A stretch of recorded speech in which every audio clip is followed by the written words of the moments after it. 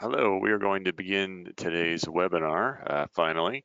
My name is James Mack. I'm going to be taking you through what to look for in electrical estimating software. Um, let's work through here. So my information here is on the screen. We're not really going to be diving into estimating software itself. So any particular program here today, we're going to be just discussing um, kind of the approach to take and what you should be looking for when you are looking to begin that search for a program or potentially switch to a new software. So what really matters, you know, we want to find a program that's going to work best for us. I know it's very general, but as you go through demonstrations and do your research, you're going to see a lot of things that try to attract your attention. Bells and whistles that the software has. Certain features to kind of get you excited about using the program. We really want to get to the heart of what makes a software using software beneficial to you. It's really not always about the coolest feature that someone has, um, and we want to really get down to the substance of what a program can do to help you as an estimator and help your company. So we'll kind of break this down into 5 areas. So when you're looking at a program, we really want to, number one, look at the company. What is their background? We want to make sure it's a good fit for our industry. So if we are in, let's say a particular niche in the electrical industry, does the software have what we need from a database standpoint, items, assemblies, things like that. They're going to be relevant to what we do. Number three, is it usable? Um, you know, uh, a lot of times we have estimators that are transitioning from the field and in some cases maybe learning to use a program for the first time. How usable is the software? How long is it going to take to get up and running on that? And that leads me to the next one, which is support. Obviously, want to make sure you're getting the assistance that you need to learn the program. And then we also want to talk a little bit about the data that we can pull from the program as well. All right, so let's take a little deeper dive into the company here. Um, you know, is the company reputable? Obviously, that's a big one there. What kind of history do they have out there? Who's been using the program and for how long? You want to make sure you're doing business with a company that's been around for a while, is established. Um, you know, I've personally have been, in this industry for about 12 years, and I've seen several estimating software companies come and go just in that amount of time. So you got to be careful about, working with companies that don't have a proven track record. Um, and I guess the opposite is something else to look at too. Companies that have been around for a while, are they keeping up with the industry? Are they continually developing their software and adding new features and enhancements and keeping up with today's technology? This is something you definitely want to ask questions on. And how long are they going to be around? Typically when you purchase software, you're investing in the long term. Software takes a long time to get up and running on comfortably. Any good program, you'll get the basics right away, but really, establishing it as a tool for your company for the long term is going to take you a little bit of time. Um, whether it's weeks or months, you want to make sure that if you're going to make this investment in a program, that you're working with a company is going to be around for a while, and is going to help you grow and be there for the long haul. So, and I think probably this is something that we don't talk about enough. Are you comfortable with the folks that you're working with in a program? Are they available to help you out, to answer questions? Are they direct with their answers? Um, Definitely want to put some emphasis on that as well. We want to be comfortable with the companies that we're doing business with. So. Um, a little deeper dive into what the program is designed to do. So if you're a commercial or electrical contractor, we obviously want the program geared toward those disciplines. Does it have a database that already is pre-configured, set up with the items, the assemblies that you need? Is there pricing built into those? Is it updatable? Those types of things.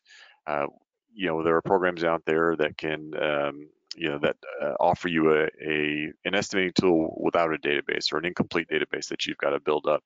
Um, Look for a company that is established and has put that data together over a period of time, and again, it's kind of proven in the industry. So uh, anymore, everyone I think at this point is getting digital plans for most of their jobs, so that obviously is very important.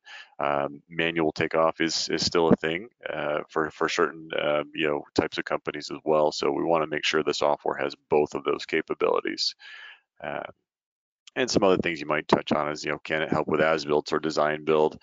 These are things that oftentimes we are potentially reaching out to other people to produce for us. That might be something that you can bring in house and add that as a way to increase the bottom line on a particular job. Produce your own as builds with the program, or potentially come up with your own design. Engineer your own projects.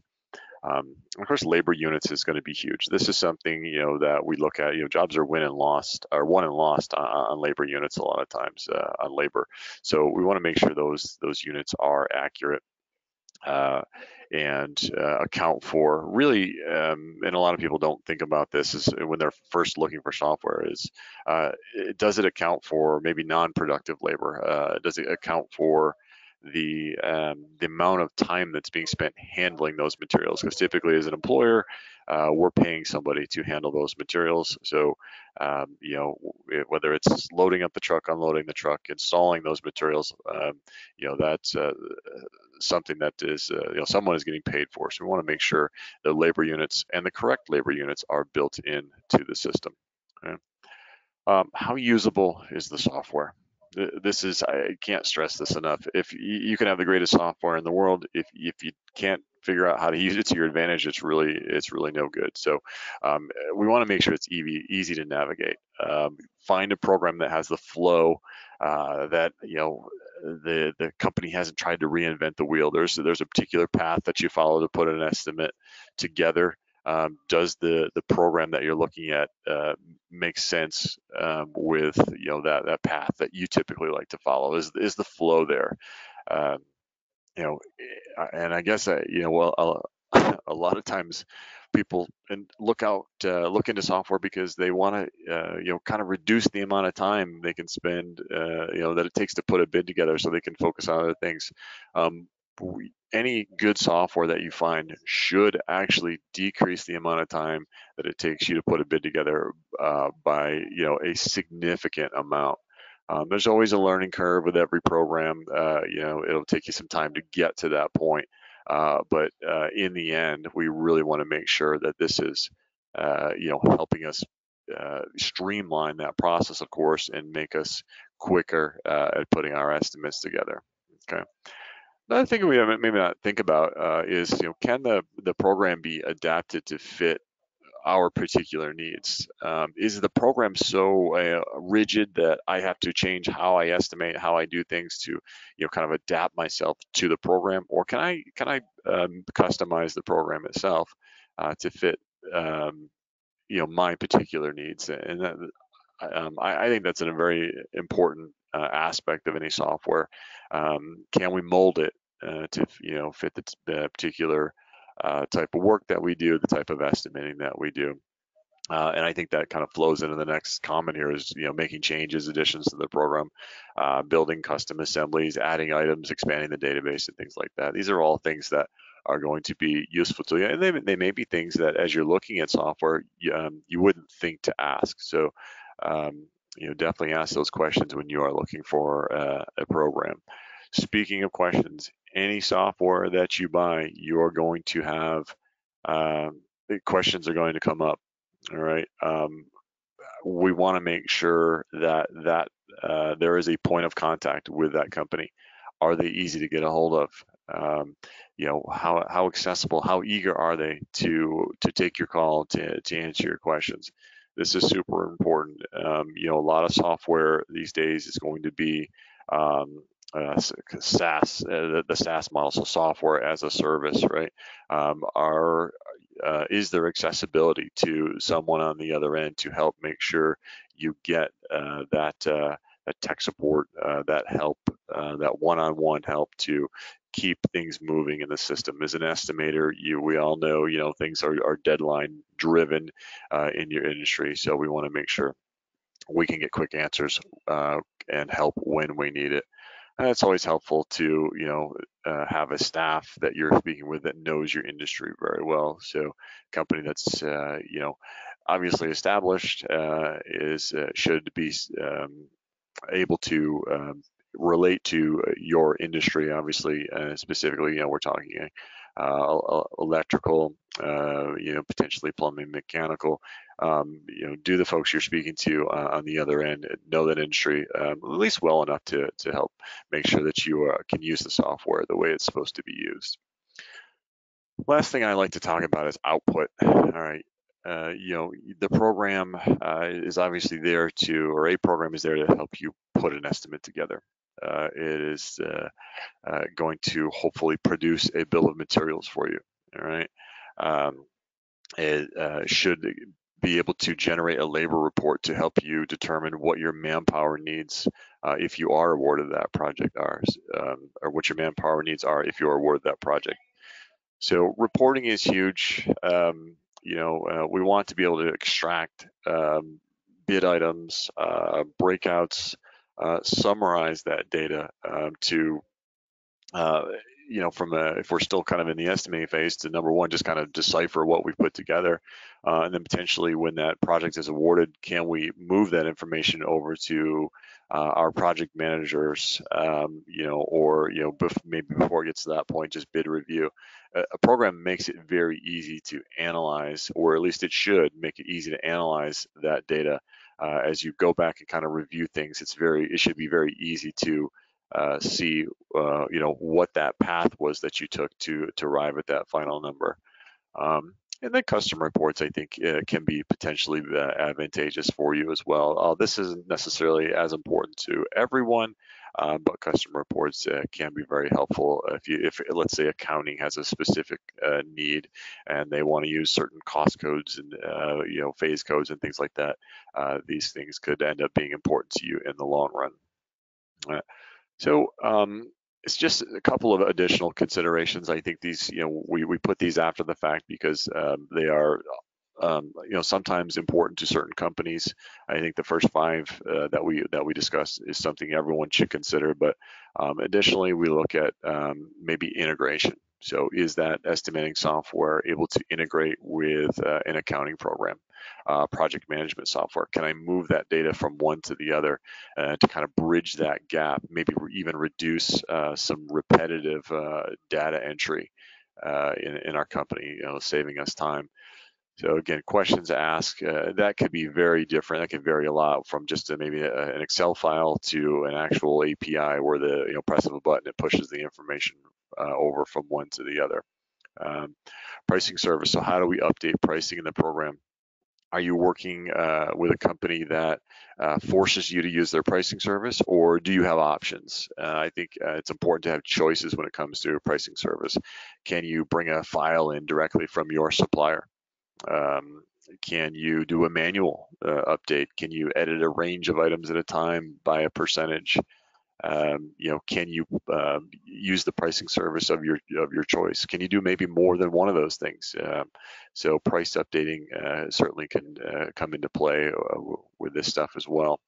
And when we look at multi-user setups, networking is very important as well.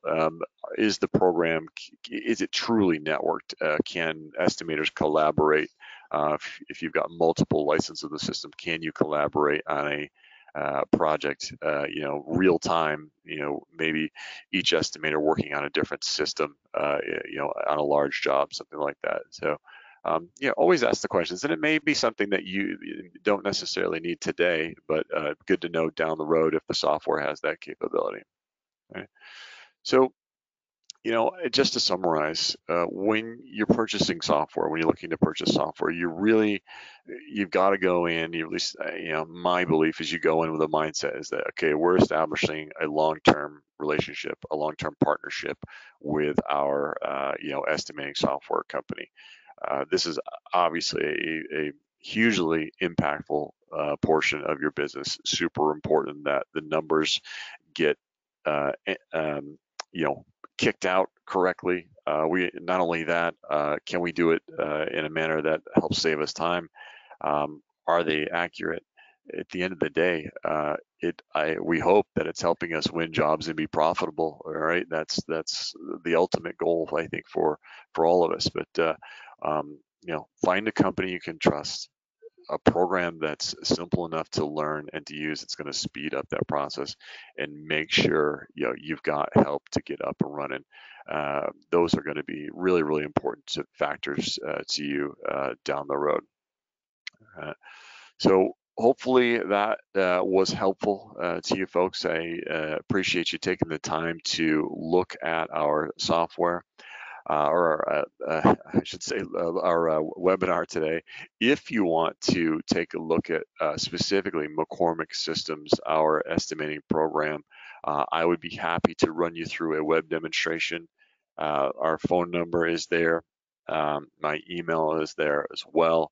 Um, and I'm happy to just, if it's just basic questions, certainly can, you certainly can give me a call. I can answer any questions that you may have. And if you would like to take a closer look at software, happy to run you through a demonstration as well. So with that, I will conclude today's webinar. I appreciate all of you taking the time to watch today.